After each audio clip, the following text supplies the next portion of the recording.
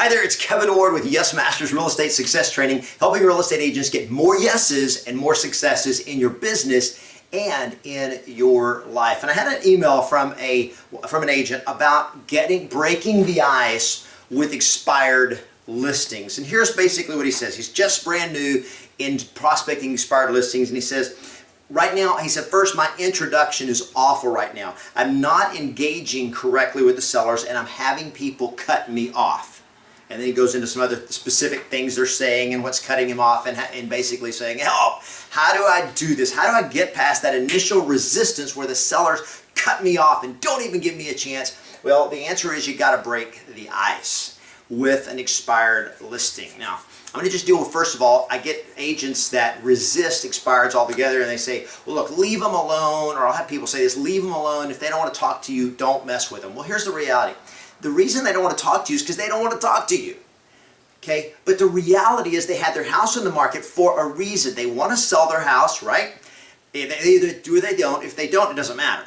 Okay? If they really don't want to sell their house, it's going to come out clearly. If their motivation is just not there, you're going to find that out in the conversation with them. But make sure that that's the reality and not just the story they're telling you to get you off the phone. Because they say, well, they don't want to talk to you. Well, I understand that. And when my mouth hurts, I don't want to go to a dentist. But guess what? I do want my mouth to stop hurting. Okay, so think about it. And this is going to be hard for some of you real estate agents to bear, but it's okay. Is that people don't want you. Okay? Buyers and sellers, they don't want an agent. They're not looking for a realtor. They want to buy a house or sell a house. Okay? The way most sellers see real estate agents, not always, but just go with me here, just to understand where they're coming from. And that is, they see realtors kind of like you see a dentist. And that is, I don't want a dentist. What I want is my mouth to quit hurting. Okay? The reason you go to a dentist is I either want my smile to be prettier or I want my mouth to quit hurting. That's the reason we go to a dentist. It's not that we want a dentist, it's that we want the result. Well, they don't, a seller, somebody who's selling their house, they don't want a realtor, they want a result. They want their house to sell. So you got to understand, whenever somebody hires a real estate agent to sell their house and that agent fails, they're not happy. Whether they blame the agent, whether they blame realtors in general, whether they blame the market, whether they blame whatever it is, it doesn't matter. The reality is they're not happy. So if you want to break the ice with the sellers, the very first thing you've got to do before anything else is going to matter is you have got to, as an agent, you've got to understand where they're coming from. If you don't understand them and where they're coming from, then you're going to always be trying to connect with them in a way that's going to actually repel them. Now, how's the best and most effective way to repel a seller? Well, the best way, the fastest way, and the way most real estate agents are skilled at, and unfortunately, the way most real estate scripts are written, is to try to convince them how great you are. Is to try to tell them, here's what I can do for you. Well, look, like I said, they don't want you. They don't, just like you don't want to go to the dentist, they don't want to hire an agent. So when you start saying, hey, I can do this for you, and I'm the guy, and I'm the one you should hire, all you're doing is pushing them away. All you're doing is repelling them. The dentist doesn't say, hey, you need a dentist. Let me tell you what a great dentist I am. No, he says, is your mouth hurting? Tell me more about that. You know what? I think I can help you. You know, you want a prettier smile. You want straighter teeth. You want white, whatever it is. I can help you with that. I find out a dentist, the way he's going to make you're going to want to go to a dentist is because he's there to help you get the results you want, not trying to convince you what a great dentist he is. Okay, so you got to understand them. They don't want you; they want a result. So understand they're unhappy that they've had their house on the market, they didn't get the result. So I've got to be able to be mad with them. I've got to be able to say, when they say, I'm sick and tired of all you agents calling me. You know, so you've had all these agents calling you. You know what? I understand. I would be sick and tired of it too. I know it's annoying. What did I just do? I understood them. I got on their side. Now, in terms of the training that I give, I call this M&M. This is mirroring and matching them. It's if they're upset, I'm going to be upset with them. I'm not going to be mad at them because they're not mad at me. Okay? They may be mad that I'm calling, but they're mad at the situation. They're mad at the circumstances. Somebody says, leave them alone. Look, I've got to get past their resistance to help them. That's the reason you're calling. If you're calling them just to get a listing and not to help them get the result they want, get out of real estate. Look, guys, and for those of you that follow me, you know that one of my whole passion is is that good selling, good real estate is helping buyers and sellers make decisions that are in their best interest, and they're going to be glad that they made once they made them. It's not always easy. It's not always a decision they want to make, but it's a decision that's in their best interest based on what their motivation is and what they want. So first off, I got to get on their side. I've got to understand them, and if they're mad, I get it. I don't want to talk to you right now. Click the hang up. I understand that. So when you call right back, say, oh, so I'm so sorry we got disconnected. We didn't get disconnected. I hung up on you. Okay? Oh, okay. Well, listen, I know you're not excited about hearing from a lot of agents right now. I just wanted to find out, when are you planning to interview agents again for the job of actually getting your home sold? Well, I'm not going to talk to agents. Okay, great. So right now you're not planning to talk to agents right now, or are you just planning to take the house off the market, or what's up? What I'm doing is the second step in breaking the ice with expires, and that is whatever they tell you, you're going to repeat and affirm it. Okay? We're not interviewing agents right now. Okay, great. So right now you're not planning to interview agents again. Now, are you still planning to sell the property, or you're just going to take it off the market for a while? Repeat and affirm. Right now you're not planning to interview agents. Great. So are you planning to just take the house off the market, or what's the plan? Simply, I repeat and affirm them, which simply means I let them know I'm hearing them. Now, it does a couple of things. Okay? It does two things. One, it tells them you're listening to them.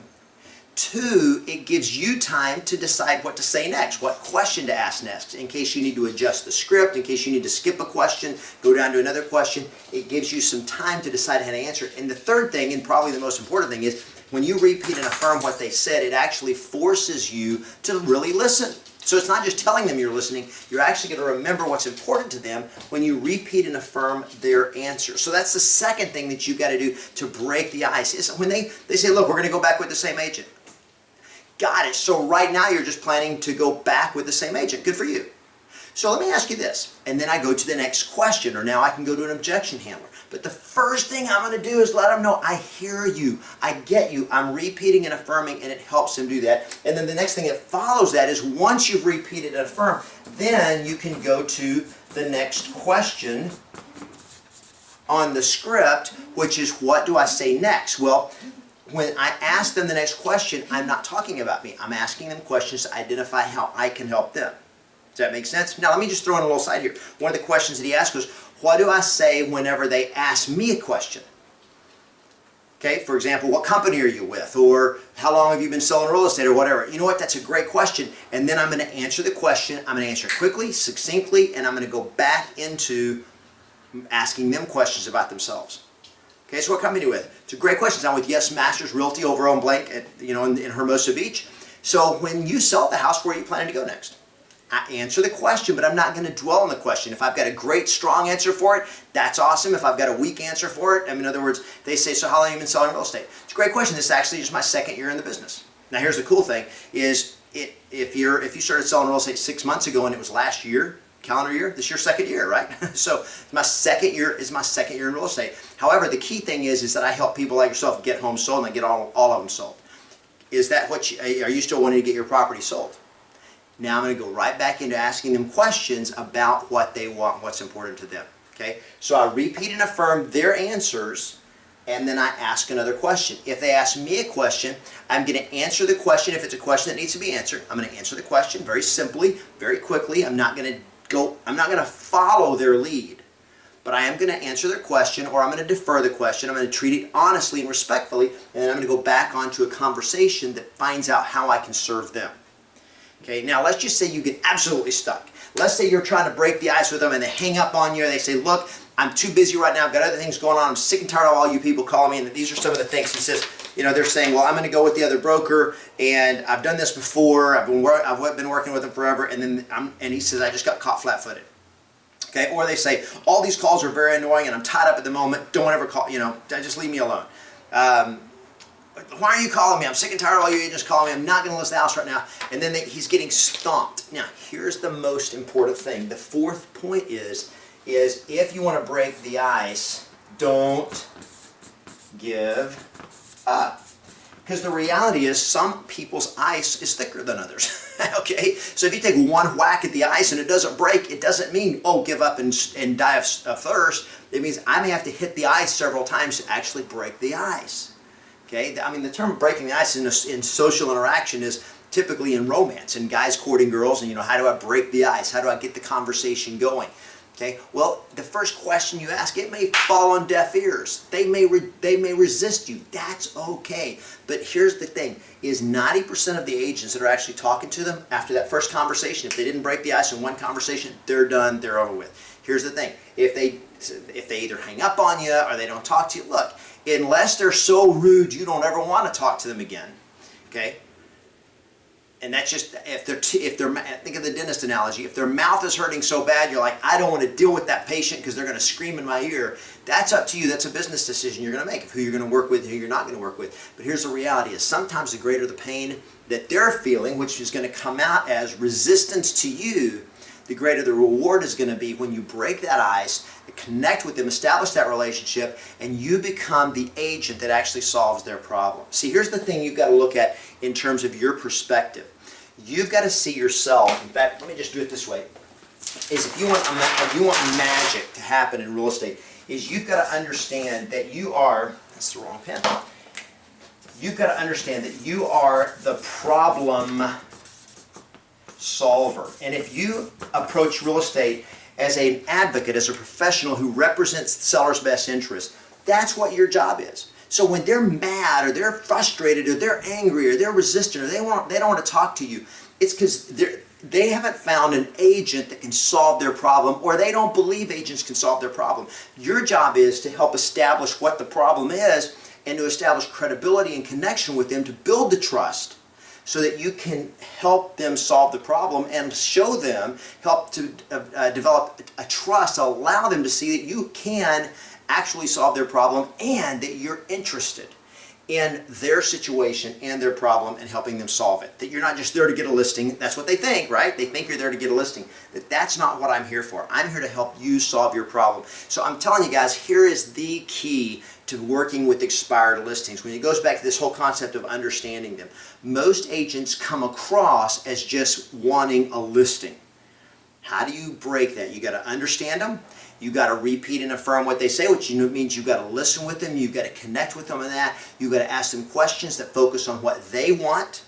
You've got to come across with that confidence. And then when you follow up, if that first shot doesn't break the ice, if that first conversation doesn't work, call again. If they're really angry and stuff, wait a few days. Call a couple of days later. Listen, they had a bunch of agents calling that first day. If they were hanging up on all of them, you call back a couple of days later, they don't know who you were. They don't know if you've ever called again. Just be friendly, be excited. Hey, I just noticed your house has been off the market a couple of days, and I was curious if you were still wanting to sell it, and when you're planning to, when you're thinking to, when you're going to interview agents again for the job of actually getting it sold. Oh, I thought I had this conversation with you guys, and I can't believe you're still. You know what? I hear you. I understand. It sounds to me like you're sick of this whole process. I understand. So let me ask you this. If the house had sold, where were you planning to go next? I'm just going to go into talking to them or asking questions about what's important to them. And if you just understand them, and they can, I'm telling you, they can feel it. If you really care about them, it's kind of like the old thing of, the guy hitting on the girl. Look, if he's just giving her a line and all he's looking for is he's just looking for, for a quick date, it's going to leak. But if he really cares about people, that's going to show up.